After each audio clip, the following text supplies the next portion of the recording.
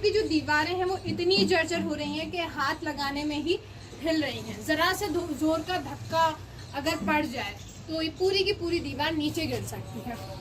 Ceiling जो है इसमें से रॉड सरिये जो है वो बाहर आ गए हैं। तो यहाँ पर रहना कितना ज़्यादा खतरनाक हो सकता है बारिश के दौर में। आपने तो कह दी साहब आप खाली करो, तो खाली तो हम कर नहीं सकते। आप तो कहीं भी दे दो, मैं घर के बदले में घर दे दो, हम तो घर जाना, वहाँ जाके रहने लगे।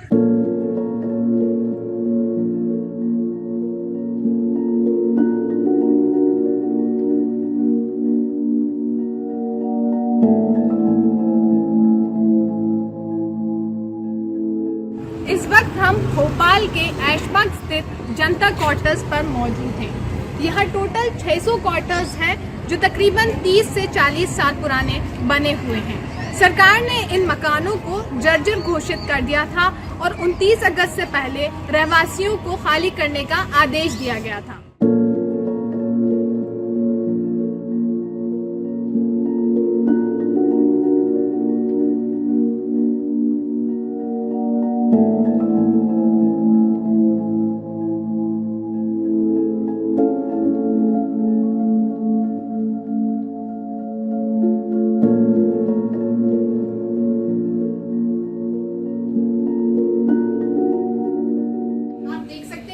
एक ही फ्लोर पर 4 रूम्स हैं, यानी कि 4 फैमिलीज को ये रूम्स यहाँ अलॉट किए गए हैं। कुछ लोग यहाँ पर अभी मौजूद हैं नहीं। हम अंदर चलते हैं। ये आप देख सकते हैं कि एक ही रूम है और यहीं पर किचन भी है एक छोटा सा।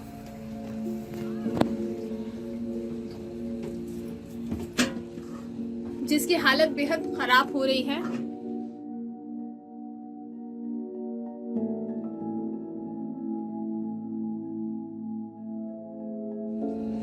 सीलिंग से भी जब बरसात होती है तो पानी जो है वो टपकता है। यहाँ पे भी आता है ऊपर, इधर पे पूरा पानी टपकता, बहुत बारिश होती है, पूरा घर में बारिश होती है। और इसी रूम में बाथरूम और वॉशरूम भी है, यानी लोगों को अपना गुजारा इस छोटे से रूम में ही करना पड़ता है। गुजारा ही नहीं, बड़ी मुश्किल से गुजारा हो रहा, गुजारा ही नहीं। अब तो लग रहा कहीं और निकल जाए। मजबूरी नहीं होती कौन रहता है यहाँ, पता इतनी मजबूरी है। इस छत पर चलने पर भी हमको महसूस हो रहा है कि जो जमीन है वो हिल रही है। तो यहाँ पर रहना कितना ज्यादा खतरनाक है। लोग किस खतरे के बीच यहाँ पर रह रहे हैं। अगर खुदा न खास्ता कोई हादसा हो जाता है तो इस चीज़ की जिम्मेदारी कौन लेगा? सरकार तो अपना पल्ला झाड़ लेगी कि हमने घरों को खाली करने का आदेश दे दिया था, लेकिन जब तक यहाँ के रहवासियों को कोई घर नहीं मिल जाता, कोई आसरा नहीं मिल जाता, तब तक वो यहाँ से कैसे जा सकते हैं? हमारे मकान गिरते नहीं कभी, क्यों नहीं गिरते?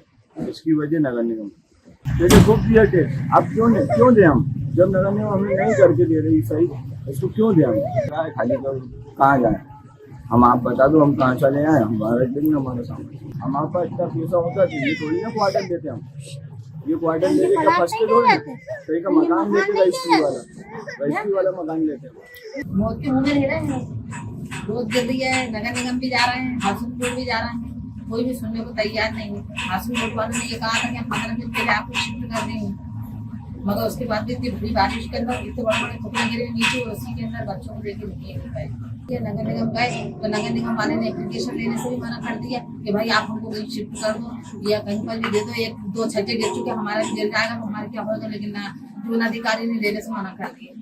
29 अगस्त को नगर निगम का अमला बुलडोजर्स के साथ एंटी इंक्रोचमेंट ड्राइव के लिए जनता क्वार्टर्स पर आया था, लेकिन लोगों द्वारा भारी विरोध के कारण उन्हें उल्टे पांव ही लौटना पड़ा।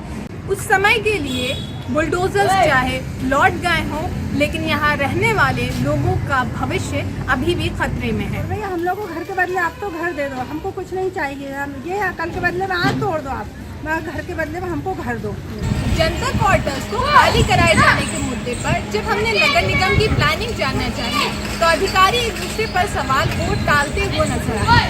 एक तरफ मुख्यमंत्री शिवराज सिंह चौहान गरीबों को न्याय देने की बात करते हैं, अपने आला अधिकारियों को हिदायत देते हैं कि जो पुराने कब्जाधारी हैं उन्हें पट्टा दिया जाएगा।